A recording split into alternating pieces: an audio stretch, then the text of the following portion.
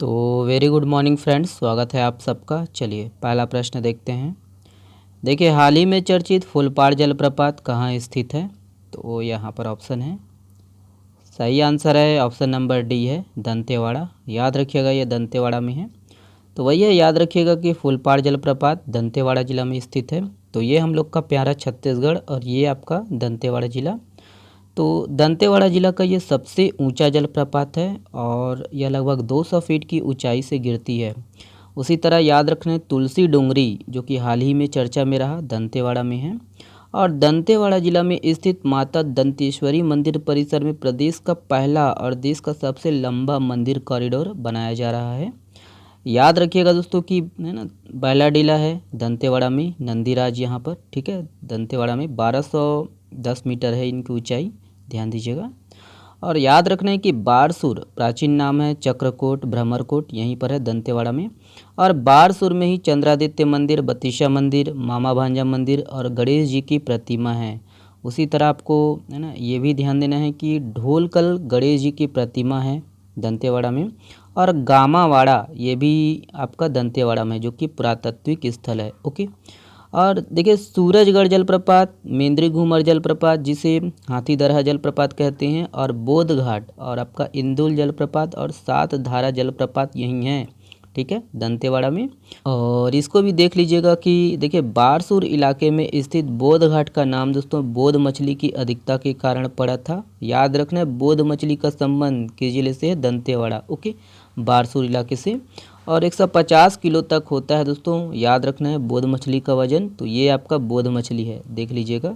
Okay, चलिए ये अगला प्रश्न है।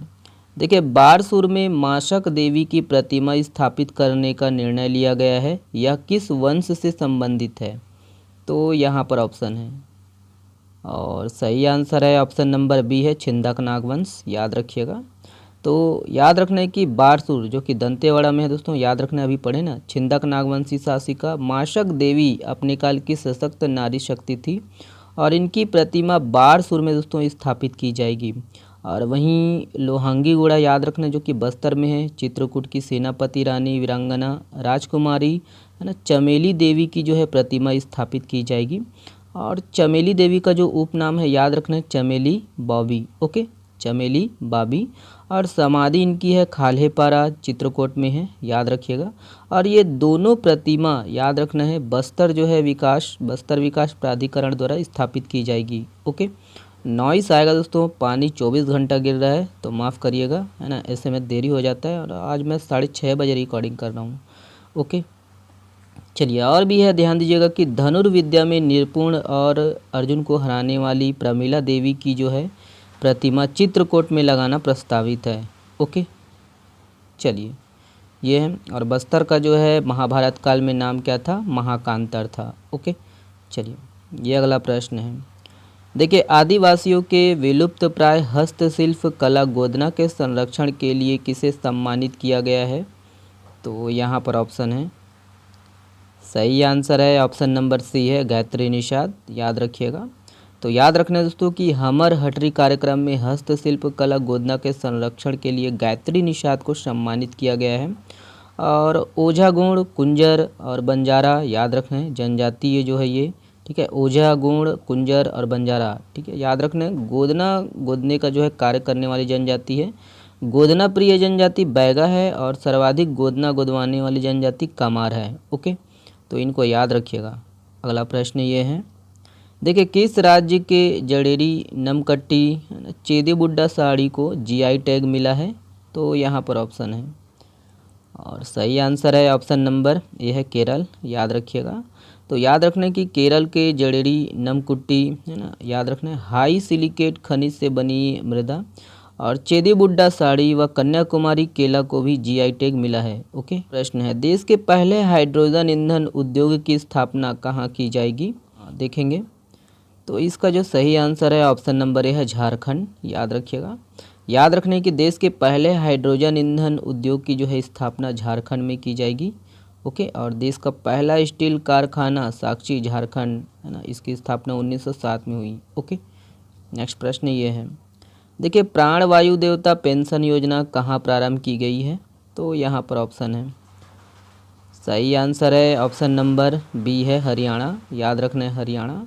तो याद रखिएगा दोस्तों कि इस योजना के द्वारा देश में पहली बार किसी राज्य द्वारा पेड़ की उम्र 75 से अधिक होने पर 2500 वार्षिक पेंशन दी जाएगी। ओके, हरियाणा में। ओके, देखिए भारतीय महिला हॉकी टीम ने किस देश में आयोजित टोर्नेओ डेल सेटेनारियो 2023 खिताब जीता है?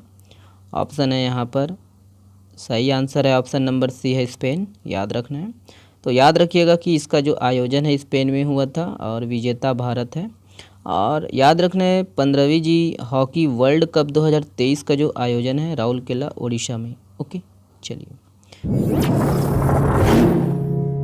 देखिए सोना खान का नया नाम क्या रखा गया है?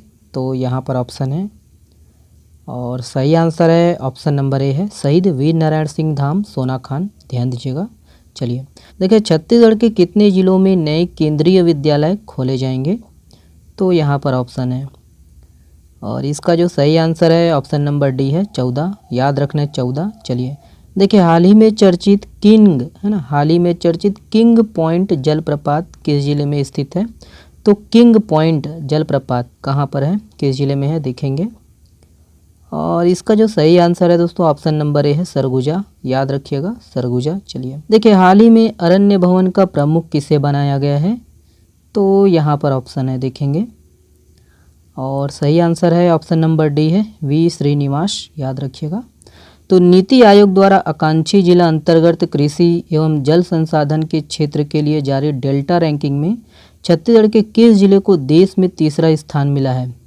तो आप लोग को पता ही होगा दोस्तों, है ना। तो करेक्ट आंसर है ऑप्शन नंबर डी है राजनांदगांव। ओके, याद रखना है राजनांदगांव। चलिए देखिए टाटा स्टील के नए सीईओ और प्रबंध निदेशक के पद पर किसे नियुक्त किया गया है?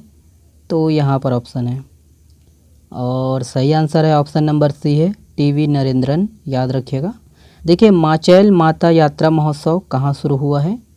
तो यहाँ पर ऑप्शन है।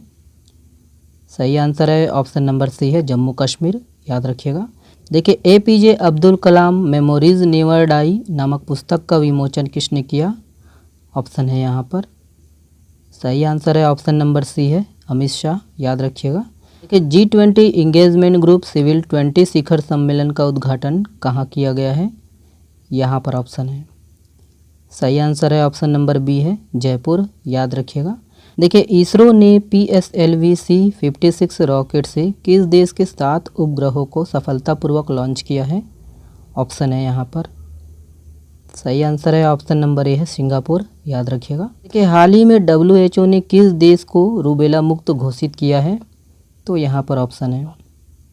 सही आंसर है ऑप्शन नंबर डी है ए और बी दोनों। याद रखना है दोस्तों, है ना। भूटान और तिमोर, है ना, लिस्टे दोनों हैं। ओके, ध्यान दीजिएगा कि केंद्र सरकार द्वारा बुनियादी साक्षरता को बढ़ावा देने के लिए कौन सा मोबाइल एप्लीकेशन लॉन्च किया गया है?